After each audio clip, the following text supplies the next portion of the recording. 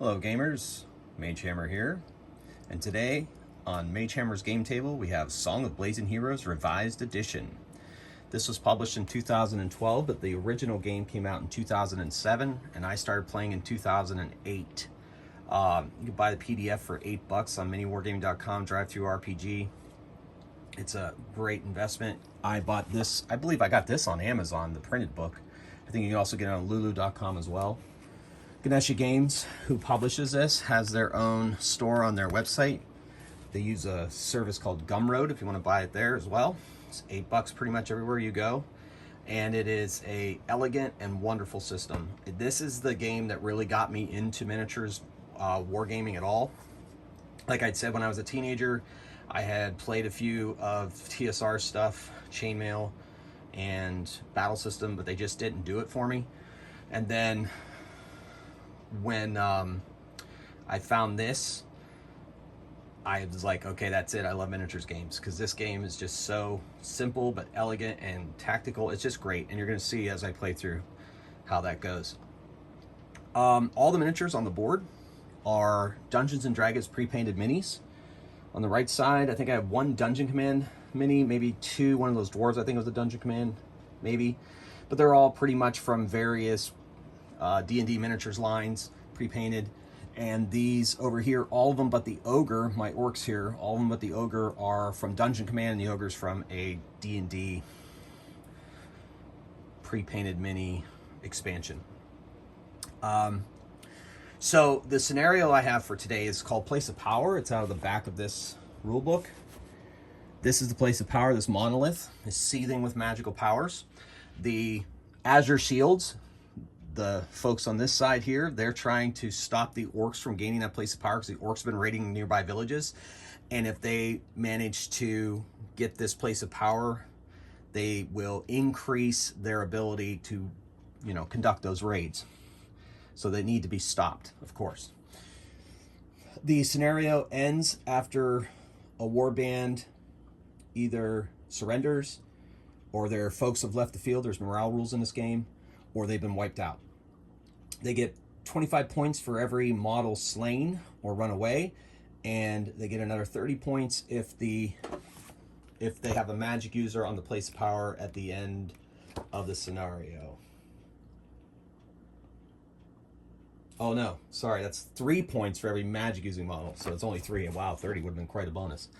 Anyway, so there are 2 magic using minis in each of these warbands. The Shaman, so keep your eye on him. If he's on that Place of Power at the end of the game, then they get an additional 3 points. And I have this Warforged Wizard over on the Azure Shield side. If he's on that Place of Power at the end, they get an additional 3. All right, so the way the game works is you determine an attacker and defender. Since I'm playing solo, I pretty much just rolled, and so the orcs became the attacker, which I guess makes sense for the scenario. So the defender sets up the terrain. Place of Power had to be placed there as per the scenario, and then the attackers will will go first. So I've already determined that initiative. Then from there, this game works on an activation system. Anytime you activate a model, you can roll up to 3d6. Every model has a quality score, and to give them actions in that round, they have to equal or exceed that quality number. The twist is, and the brilliant thing about this system is, if they roll 2 failures like I did here, let's say there was a 3+ and one action, they get to fulfill this action, but then they turn over the side and the opponent gets to start activating their models. So a lot of times players will roll just 2 dice because they have less of a chance of rolling 2. So here he's got 1 failed activation and 1 full activation, so he gets 1 action. Okay, and you'll see that in play as I go. But that makes for a brilliant system. And it has to make you really think about which ones to activate when. I'll get into combat when the time comes. But just so you understand what I'm doing as I'm playing. I'll give you that brief overview. Okay, so these models literally have 2 stats, quality and combat, and then they have special abilities. Leaders, if their models are within a long stick, oh yeah, the measurement of this game is, this is a short stick, medium stick, long stick. All measurements are made with those particular sticks or combination of. Every unit moves a medium stick unless it says otherwise. Like the dwarves and people in heavy armor move a short stick, or the halfling also. There's a halfling on that side hiding in the trees. They all move a short stick. And that system is brilliant. And it's different from other war games where you set the stick by the mini and you move it to the end of the stick. Their entire base goes to the end of the stick. That's the movement. So creatures on bigger bases like that ogre over there are going to get a longer movement, logically speaking, than somebody who doesn't have a bigger base. Also, in addition, the ogre has a long move. He uses a long move stick. And then all the rest of the humanoids beyond the dwarves and the heavy armored and the halfling will use the medium stick for their movement. Over on this team, we have the shaman, we have an orc warrior, we have an orc savager, call him Ravor. We've got Blackblade, the orc leader. We've got Kronk, the ogre, and we got 2 orc archers. On this other side, we have Sandro Thistlebottom, the halfling. We have Cordon of Aegis, the cleric. We have 3 dwarf warriors. We have Abdullah, the fighter, and then we have Zethter, the warforged wizard. And like I said, well, each one of these war bands is 296 points. The rulebook suggests you fight with up to 300 points worth of minis for each side. You can go as far as up to 500. If you're fighting on a 300 point, they suggest that you go a 2x2 battlefield. I decided to go with the Warcry battlefield, which seems to be starting to be standard in skirmish war games these days, thanks to Games Workshop, which is 22 inches by 30 inches. It works just fine for my purposes. And then if you're playing a 500 point game, they suggest you play on a 3 foot by 3 foot. I would probably just double the space of this if I were to do that and go with a 44 by 30 board. But we'll see if that happens in a future video. The Wizards. Since this game is a basically learn to play style skirmish game, the Wizards have 2 spells basically. They can use their magic as a range attack, or they can use it to transfix or freeze, like web or entangle or paralyze a model. And we'll be seeing that in action as the battle goes on today. So without further ado, we're going to get right into it. As I said, the orcs are the attackers, so they're going to activate first. I've already rolled initiative, so they'll activate first. Now, there is in the revised edition something called a free move. If a miniature is further away, 2 long sticks, and there's no opponents, they can take what's known as a free move. They can move up to their movement, and that's it. You don't have to dice for the activation. Once they get within 2 long sticks of the enemy, then they have to start activating, as I explained earlier. So we're going to be doing a lot of free moves here in the initial lead up as they try to maneuver in place to see how to secure this place of power. So the most aggressive of them is the ogre. So he's going to take his free move. Now he's not quite, and everything has to be done in a straight line here. Now he's going to move. He's going to move here. He doesn't have to move the whole speed of the stick, but he wants to move over there and start to get towards the. He wants to start screening that place of power. All right, then. Gonna move the champion up. Ravor, the Savager.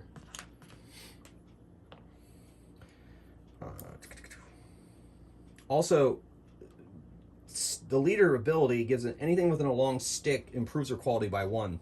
But like I said, for these free moves, we don't necessarily have to worry about that. These archers are going to try to move into some position here. Now, terrain is handled in. If they move over what you consider to be rough terrain, then they lose a stick worth of movement. And if a mini has a short stick of movement out of the gate, then they have to take 2 actions to get through the rough terrain at the edge of their short stick. So these archers are going to try to go through this rough terrain of this dragon skeletal burial thing here. They're medium sticks, so they're going to be moving short sticks once they hit that rough terrain. So he's going to move there, and I'll just move him onto the claw there.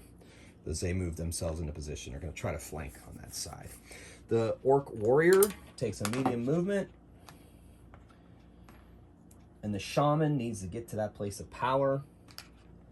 So he's going to move there, getting ready to go straight into the place of power.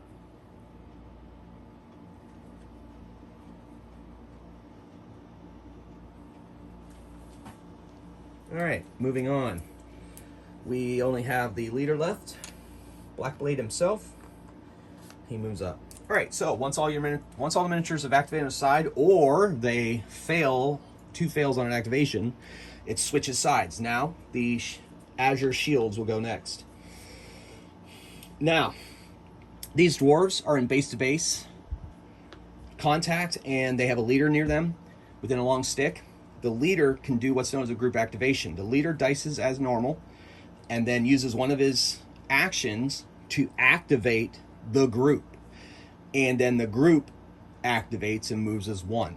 So we're going to do that eventually, but right now we don't have to because they're more than 2 sticks away from any enemies.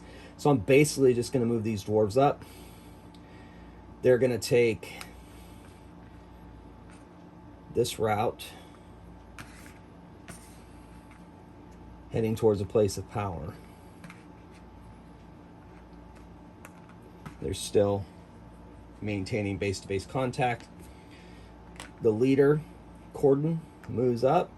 He can keep issuing orders to his team. Abdullah is in heavy armor, so Abdullah only has a short stick, but is going to move to this entryway here. He is the bodyguard of Zefter. Zefter, they don't have to move the full stick, will move here, following Abdullah as they start to make their break for the place of power. And then the halfling could move through the wooded area, but it would take 2 actions. And since we're doing free moves, he's going to move out of that right now with a short stick movement and get himself in a position to go hide and hopefully ambush somebody at some point.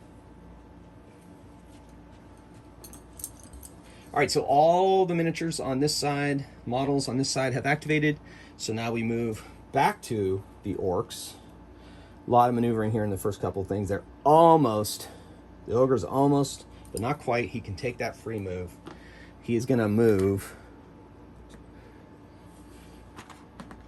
next to the place of power with the intention of passing it by and continuing on. Now he is within 2. The next time I activate him, he's going to have to dice to activate. Ravor is going to take the other side, head out that way and start running screens. The archers are going to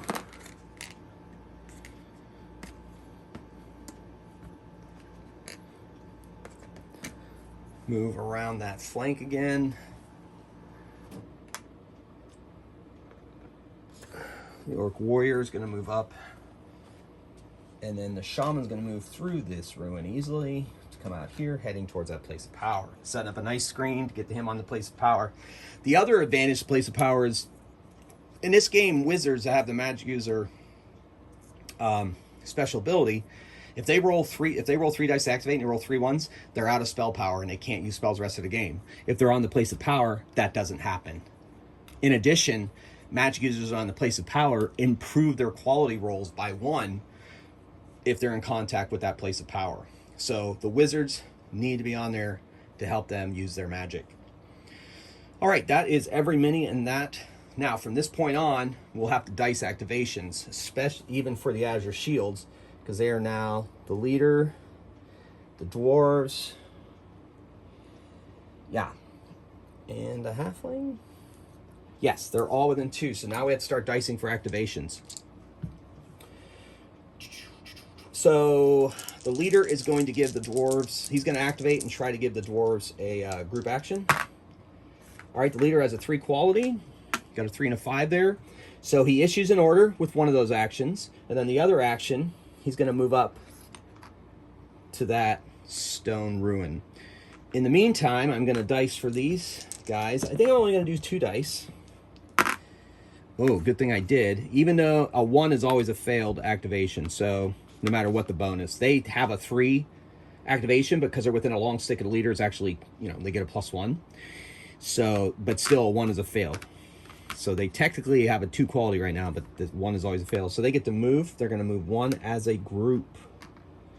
So I move 1 of them and put the others in the base-to-base contact. All right, group activation. All right. 2 dice for the half. Oh, now he failed. He's not within. Oh, or is he? It is so close. He is just outside of the ability of the leader, so that is a turnover. Activations now go to the orcs, to the tribe of the Black Blade.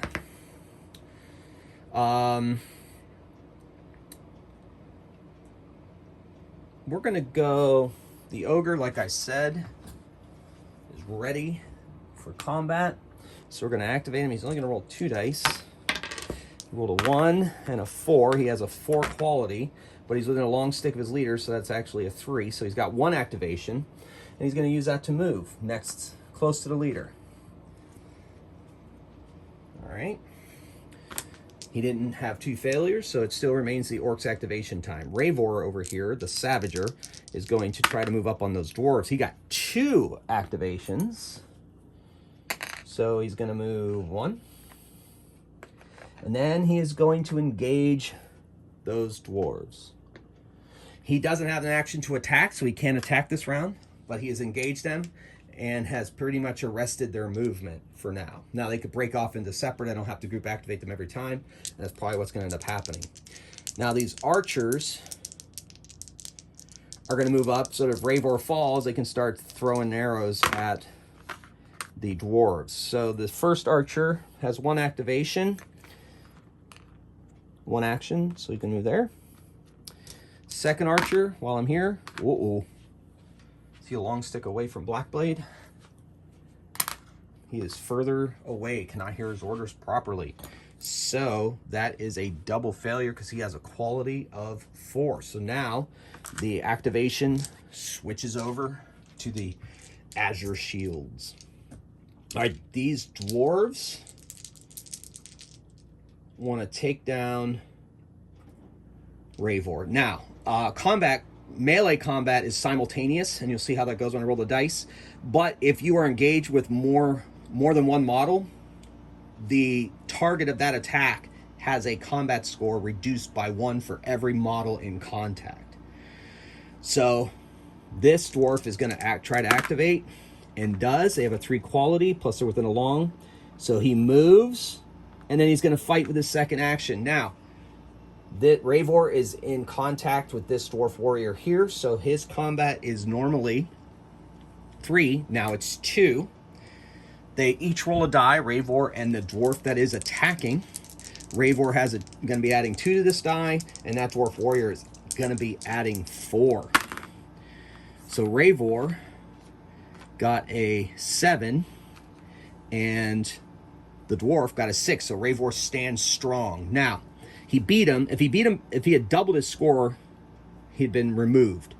In this game, when melee combat happens, there are 4 possible, or is it 5? Anyway, they could miss. If they tie, then nothing happens either way. The one who wins the total, if their die is a odd number, the mini they are fighting recoils. If it's an even number, the mini falls and then becomes more vulnerable to attacks. In this case, Ravor won the combat. Okay, and then if they double it, he kills it, and if they triple it, it's a gruesome kill, and people around them have to make a morale save. It's kind of fun. But Ravor has the ability of Savage. If he just gets a regular kill, it counts as a gruesome kill. Anyway, he didn't get a kill, but he did get the better of that combat, and since he rolled an odd number, this dwarf warrior recoils, which will help Ravor, because he'll have 1 less person on him when this other guy attacks him. Now, there's not a lot of room for that other dwarf to get in there, so we're going to activate the dwarf warrior that is in contact with Ravor, and he gets 2 activations, so he's he's gonna use a power blow, which also reduces Ravor's combat score, and then make the attack. So Ravor once again is adding 2 to his attack, while this warrior is adding 4. Ravor is sticking in there as per his nature. He's got an 8 power, while the dwarf warrior has a 6. And he rolled an even number, so this dwarf warrior falls. Apropos of nothing, this is my favorite D&D prepaid mini of all time. I love this mini. I don't know, something about it just speaks to me, and hopefully he doesn't die. But if he does, that's the way it goes. All right, so Ravor is standing strong. However, it's still the activation, still the initiative is still held by... So Abdullah needs to get over there and also bodyguard his boss. So we're going to activate Abdullah. 1 fail, 1 activation. He's going to move up on the ogre, which will prevent him, because he has a short move, which will prevent the ogre from moving on to the cleric. Now, if the cleric decides he wants to move in there, the ogre's combat will be reduced by 1. The ogre also has big, which means if he's bigger than the model he's attacking, he gets a +1 to his combat. So with the cleric moving in there, that would actually prevent that. However, I'm going to try something different. I'm going to try to cast some spells now. Zethter, my Warforged wizard, is going to try to transfix the ogre. And in one of the few exceptions to the activation rule, he has to declare he's casting a spell before he does the activation. Normally, you don't have to say what you're going to do before the reactivation. You roll the activation and make your decision after you see what kind of actions you get. But in spells, because if he rolls 3 1s on this, he's out of magic for the rest of the game. Unless he makes it to the place of power, then it will be restored to him. But anyway, so what's going to happen is he's going to roll, and depending on what kind of successes he gets, and he is within his long stick of the leader, so his quality is 2+, that will determine the strength of the spell. All right, so a 6, 5, and a 5. So he's going to make it a 3 power spell, which would reach up to long range, and so the ogre is well within that range. If he had tried to use his magic as a ranged attack, he would not be able to do so because it counts as a ranged attack, and there is a friendly model there, and you're not allowed to shoot into combats that have a friendly model. Anyway, now Kronk, our ogre, has to make a saving throw, basically. And since it's a power 3, he has to roll 3 dice, and he has to match his quality. If any one of these dice fails his quality roll, he is transfixed until he's able to break out of it. And he fails 2 of them and makes 1 of them, so he is transfixed. He's got a web on him. So now he's webbed up. He'll have to try to break out of that when he's allowed to activate. Okay, so now our leader is going to move in. Corden. Oh, he's got to activate, sorry. Okay, so he's got 1 activation. Darn it. All right, anyway, leaders don't benefit from their own leadership ability. So he's got 1 action. He moves in there. If Abdullah wants to end up attacking... now, he's transfixed, so that means he's extra vulnerable to attack. Any creature that attacks him gets a +2 to attack, and if they win, none of this recoiling or falling over stuff, it automatically kills them because they are so vulnerable to attack. So that's a big deal. All right, so we got a dwarf warrior and the halfling yet to activate. So we're going to activate the halfling. I'm going to go 3 activations on this. 1, I'm going to make a second action. Now he has sneaky, so if he's touching terrain, he cannot be targeted for ranged attacks because he has the sneaky trait. Also, anybody that's hiding in terrain, if they come out of it, they get a +1 ambush bonus when they attack people. And he's got technically 1 more move, so I'm going to try to move him to the edge here so he's in a better place to maybe ambush people. So he's being sneaky and hiding. All right, that's all. Oh, I got the dwarf. The dwarf's going to go over and maybe help fight the orc. He really wants Ravor, though. Well, he's going to do 1 activation, and he can move. So, because I wasn't going to be able to get in there on Ravor because of the situation. I can't move through my own models. So he's going to move to a position where he could attack both, depending on the way the battles go. He's going to situate himself. He could go through that door after Kronk, or we can wait and see if Ravor ends up killing his friend. Okay. Well, speaking of which, leader's a cleric. Maybe I should try to get him over there to try to raise up that dwarf warrior that's fallen, but oh well. Fallen minis are also suffer the same kind of penalty that they do if they're transfixed. So Ravor is probably going to get a plus.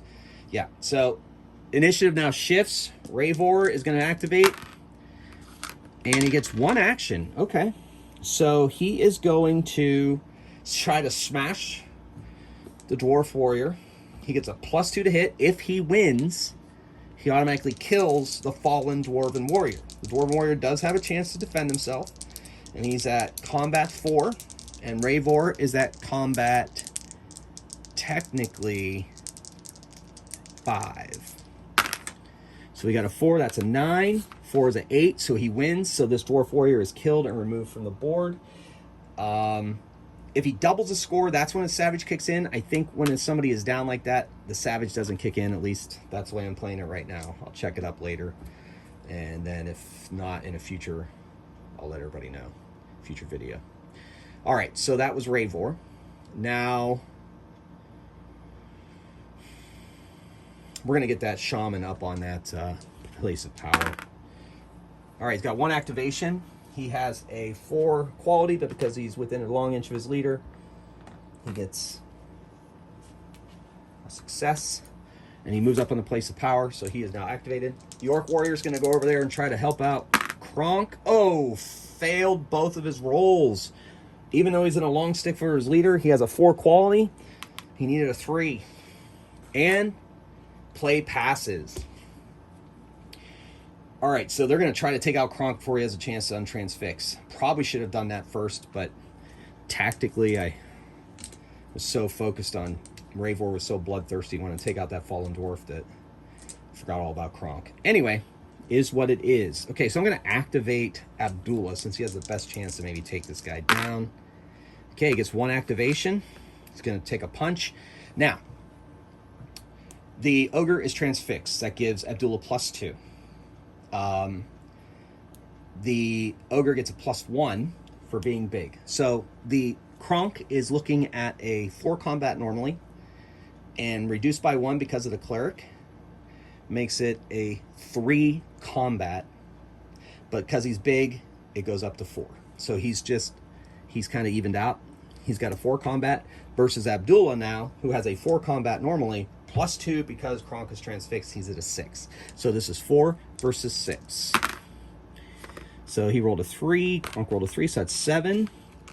And Abdullah rolled a 8. That's it for the transfixed Ogre. He drops and is out of action. All right, that was Abdullah's activation. Now,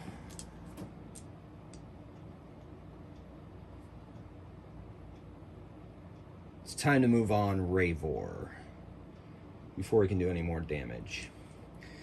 So that dwarf is going to activate. Well, you know what? Might be. They're not in base combat. All right, so he's going to activate. He moves up, and he's going to attack with his other activation. He has a 3 combat. No, he has a 4 combat, and Ravor has a 3 combat. And that's pretty much it. So Ravor is adding a 3. Ooh, he rolled a 4. And the Dwarf Warrior rolled a 8. So he doubled it, kills Ravor. Things are not looking good for the Orcs.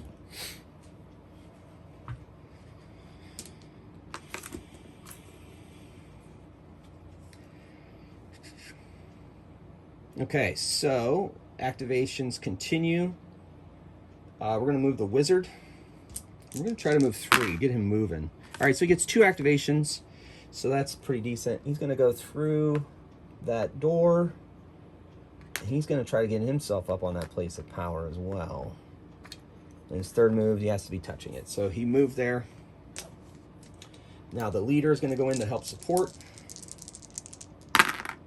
And he gets 2 activations.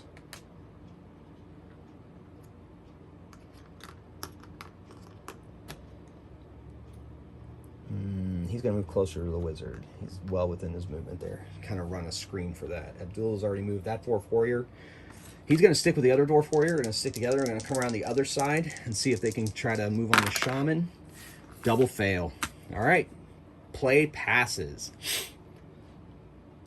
All right, the regular Orc Warrior is going to move up on the leader. Oh my gosh, failed both of them. So play switches now back to the Azure Shields. All right, now that Zethtrus is there, Zethtur is there, he's going to attempt to cast a ranged spell at that normal orc that he can see here. He's only going to roll 2 dice. Should be able to get him. Can't really pre-measure those supposedly, but that's going to be close. He's going to go 3 dice. He's going to take a risk. Oh, man.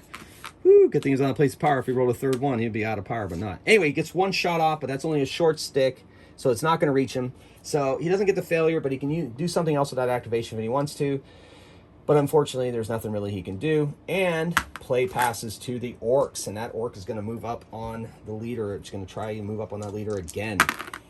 And he got 1 activation. That's well within a stick, so he moves up on Corden of Aegis, the leader of this band of the Azure Shields. Can't attack. So the archer can't really, he's going to need to get in a different position. So he's going to move into, okay, so he moves. His first action is he's going to move. He can't target the halfling, but he can target, actually I'm going to move him more that way. He has a medium stick range with that bow. The designer of the game decided that he didn't want it to be all about ranged attacks, so he kind of nerfed ranged attacks a little bit. So that's outside of a medium range. So for his second attack, he's going to have -2 to this shot. So he's still going to take the shot, though. You never know. So he's got a 3 combat, but -2 to the dice. And then the dwarf uses a combat score of 4. So there you go. That's a 6 against 6. So nothing happens. The arrow flies free. The other archer's going to move up. No, the leader's going to move up first. Blackblade himself. He got 1 activation.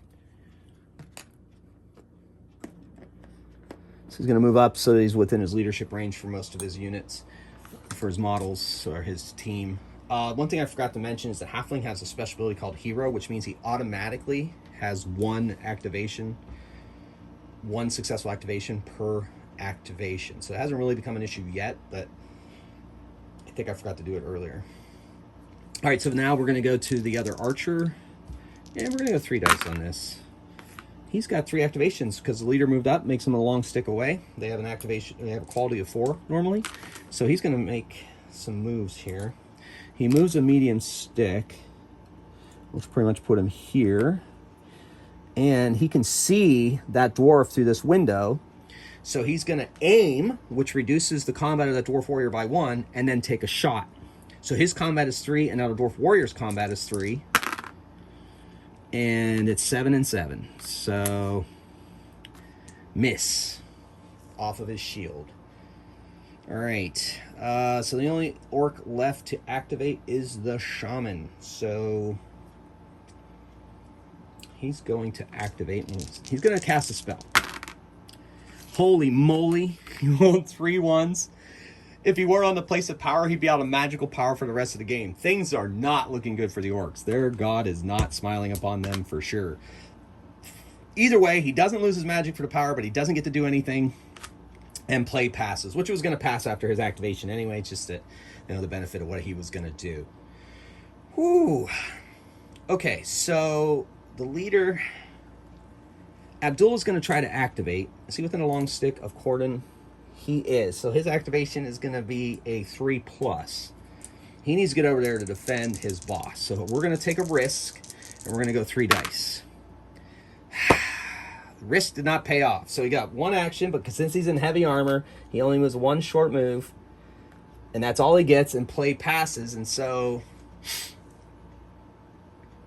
you know what? That shaman is so frustrated he wasn't able to get a spell off. He's going to try again. 2 failures. Holy moly. Anyway, we got 1 action.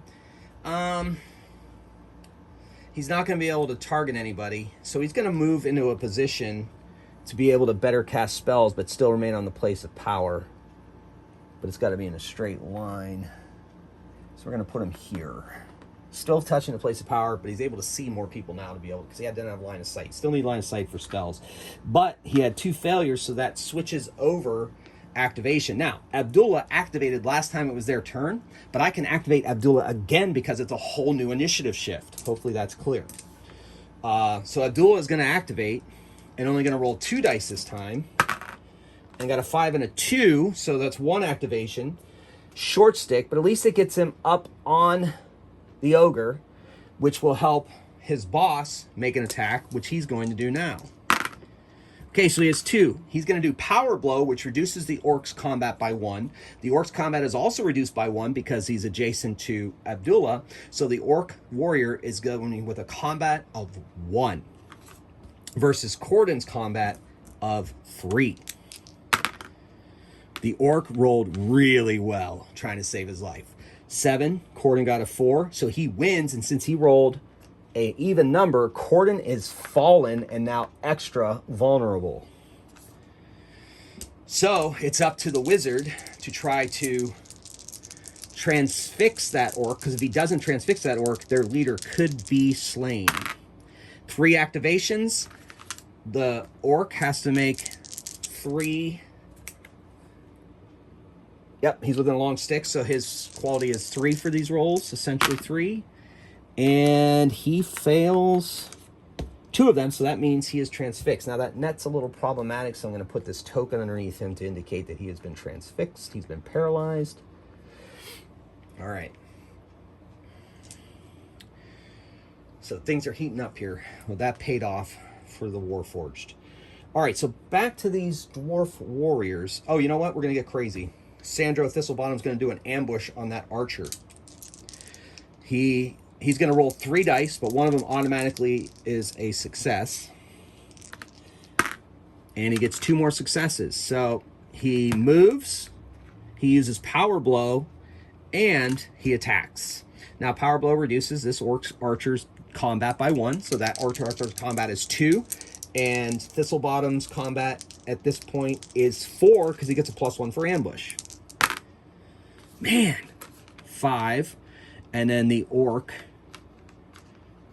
archer rolled a 6. So he wins, but he has an odd number, so that recoils Sandro backwards. Now, there's an optional rule that I use called follow-up. This orc archer, because he won the recoil, if he wanted, he could make a free 1-base move to make contact with him if he wanted to. But since he's an archer, he doesn't want to because he wants to be able to use his archery. However, Sandro, if he had recoiled the orc, he could use the follow-up to get up onto the creature so that he couldn't use his archery. Okay. But he's not following up for that reason. All right, so we have the 2 orc warriors. They are going to try to go, they're going to try to move on to the boss. Forget about these archers. They're not worried about those. So he's got 2 activations. Short stick move because he's a dwarf.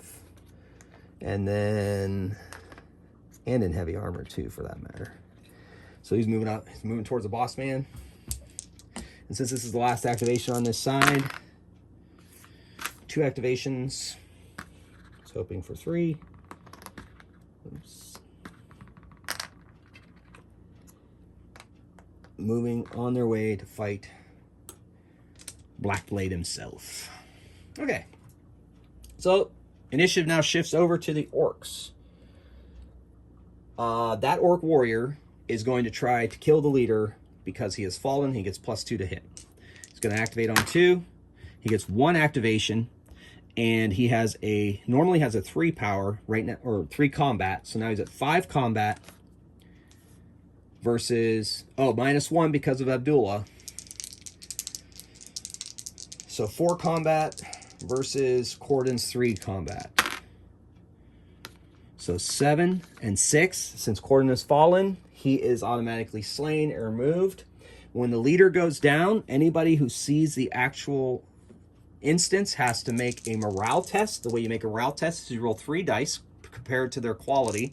And for as many failures as they have... Oh, never mind. Let's back that up. I forgot. Didn't see that token there.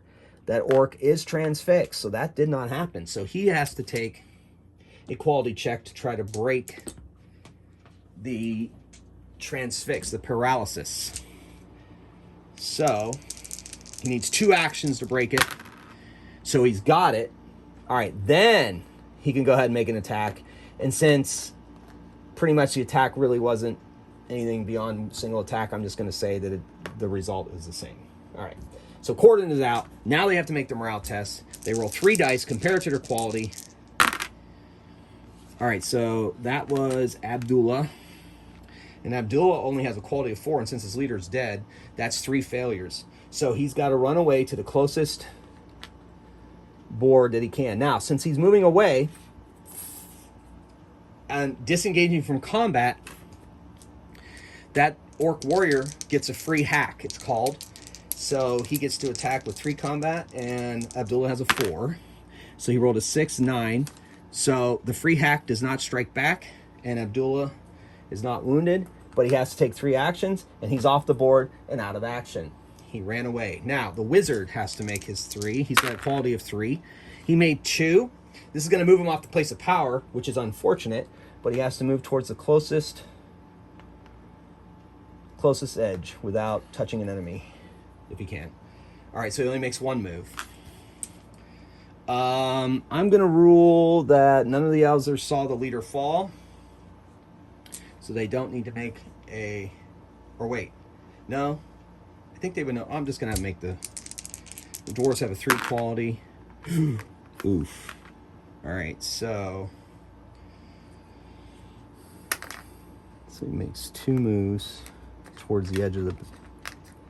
I think when the leader goes down, they don't have to see it. It's when there's a gruesome kill they have to see it. That's what I'm doing here. Sorry for any confusion. And then the other dwarf that's right in front of Blackblade fails all 3 of his. He's got to move towards the closest side without engaging an enemy. So I guess you go over that to there, and then 1 more, and then 1 more, heading towards the side. Okay. Not good. And then the halfling herd of the death. He's a hero, so he gets 1 activation for free and fails one of them and makes the other one. So he has to move towards the closest edge. 1. Now, that's it, though. If they don't make it off the board with that morale check, they've at least moved away, then they gather their thoughts, and they're able to continue fighting. There's an optional rule that makes them have to take a turn off, but I pretty much just play it that way because I think morale's devastating enough as it is. But things now have suddenly shifted. The winds of war have shifted, and the orcs now seem to be having a commanding lead. So that the shaman is going to cast a spell at their wizard, at the Warforged. Make 3 activations, and he gets 2 of them. So it's a power 2 spell within a medium range, and that's within range. So Zephyr has to make 2 saves. He hits his quality both times and is not transfixed. So those 2 have acted. The archer, this archer gets 1 activation. It does not get, wait, he's in a long stick of the leader, so he does get an activation. He's going to shoot through that window at the dwarf. So then medium stick, so there's no minus. Dwarf warrior has a 4 combat. The orc warrior has a 3. 8 versus 8, nothing happens. All right, and this one is going to shoot at the halfling, but I have to activate him first. And he gets 3 activations. Awesome. So what he's going to do is he's going to aim for and shoot for 1 activation. He has another activation he can work with after he's done with that. He has a 3 combat, and now Sandro has a 2 combat because of the aiming. So 4, 9, he doubles it. Sandro dies. He is off the field. The winds of war have shifted indeed. Blackblade can activate, and he's going to do so. He wants to move up and take on these dwarves that killed his pet ogre Kronk. And he's got 2 failures, but 1 activation, so he will take advantage of that. and get it into a position in which he will be able to go move on to the dwarves in his next activation. You there, dwarves, prepare to die. All right, so we move back over to the Azure Shields. Everything is on the line here. Zephyr needs to get onto that. Needs to get onto that place of power. He's going to use a ranged attack against this orc. So he's going to cast a spell. And he gets all 3 activations. So it's within a long range. And a 3 power ranged attack. So that, I think that is what, yeah. So spells.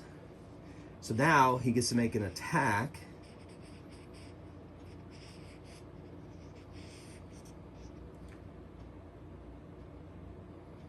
So it's going to be a ranged attack with a 3 combat power. That's how this works. And he's well within range, so he doesn't have any minuses.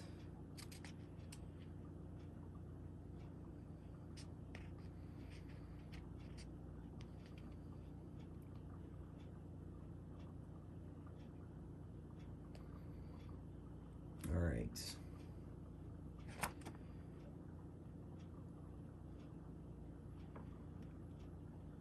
So that's long range. Just double checking that that's what it makes its combat. I played a practice for this, but unfortunately this didn't come up. So I apologize for the delay, but that's the way it is when you're playing games sometimes. You have to look up a rule. So please, your patience. Thank you for your patience. All right. I'm going to just say that makes this combat a 3. Yep. All right, so he's rolling a 3 power versus a 3 combat power from the orc. 5 versus 6. So the magic power slams into the place. So it's almost as if the place of power sucked the magic energy into it and did not target the orc. This dwarf is going to try to take out this orc archer. Or is he going to try to take out the bot? No. Try to get rid of that archer. He gets 2 activations.